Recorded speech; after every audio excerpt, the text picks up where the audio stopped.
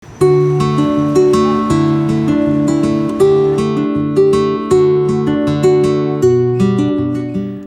was diagnosed HIV positive in 1994. So I'm on my 25th year living with HIV.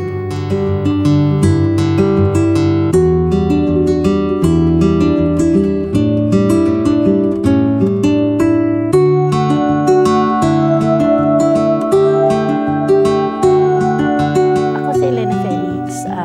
I'm now 60 years old. Dati akong OFW. Ako pa lang yung talagang out sa media because I do believe na kailangan magbigay ng mukha ng HIV.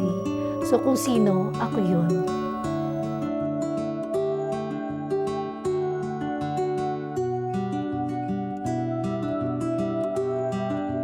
Years wala akong treatment.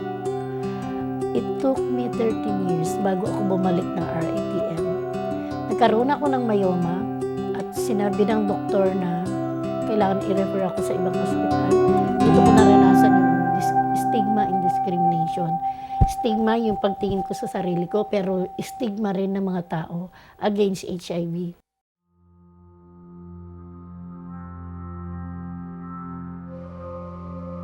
Imagine, palabas ka ng elevator, eto yung may AIDS. AIDS ba yung pumasok? Di ba, tao?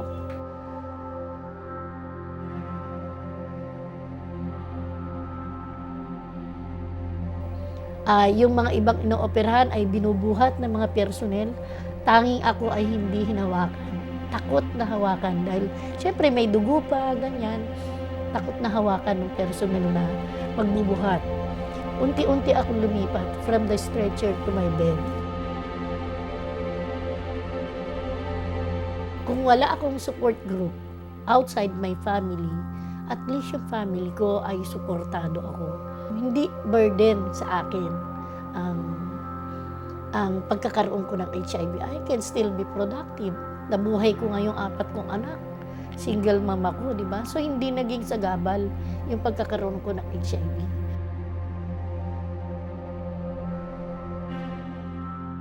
So, tao din kami na kailangan din ng talinga ng kapwa. Dahil nga sa stigma, marami pa rin takot. Marami pa rin na itatala ng DOH na laws to follow yung mga natetest, pero ayaw nang bumalik because of stigma. Because yung takot nila na ma-discriminate, andyan pa yung takot na sa side effect ng gamot.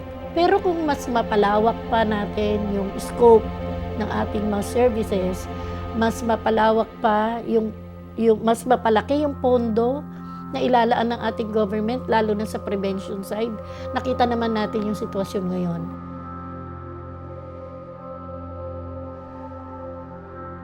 Noong 2004, nagsimulang magbigay ng free na antiretroviral for PLHIV ang Global Fund. Ang usapan noon ay 100% ang bigay na ayuda ng Global Fund. Pero after 5 years, dapat nagbabawas na sila ng 25% at sinasagot na ng government. So until now, meron pa ring ayuda na 25% ng Global Fund ay ibinibigay para sa antiretroviral.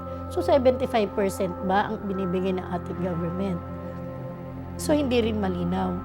So ngayon, sabi naman nila 100% na. Pero bakit meron pa rin 25% na coming from the Global Fund?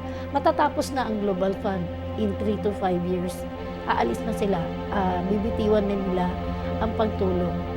Pero yun nga parang mas nakakatakot na ngayon iiwan na tayo ng Global Fund. Tapos tumataas yung bilang ng HIV infection. Dati low prevalence lang tayo. Although low prevalence pa rin tayo, pero yung taas ng rate napakataas. Isipin mo kung dati nga ay 10 lang kada taon o kada araw, ngayon 32. So ngayon aalis ang Global Fund, saan kukunin ng ating gobyerno yung pondo? Para sa treatment, para sa mga ibang programa patungkol sa HIV.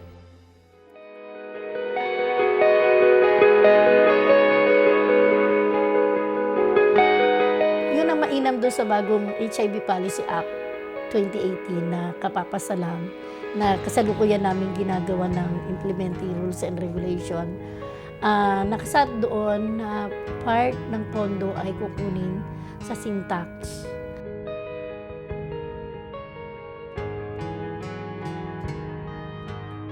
So, ganon.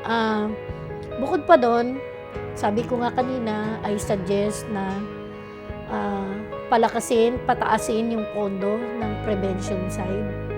So, kung sa Syntax manggagaling yan, mainam na we are hitting two birds in one bullet. Kasi, bukod sa nape-prevent natin yung ating mga kabataan sa pag-smoke, mape-prevent din natin sila na matransmit ng HIV by giving them tamang information, education patungkol sa HIV and AIDS.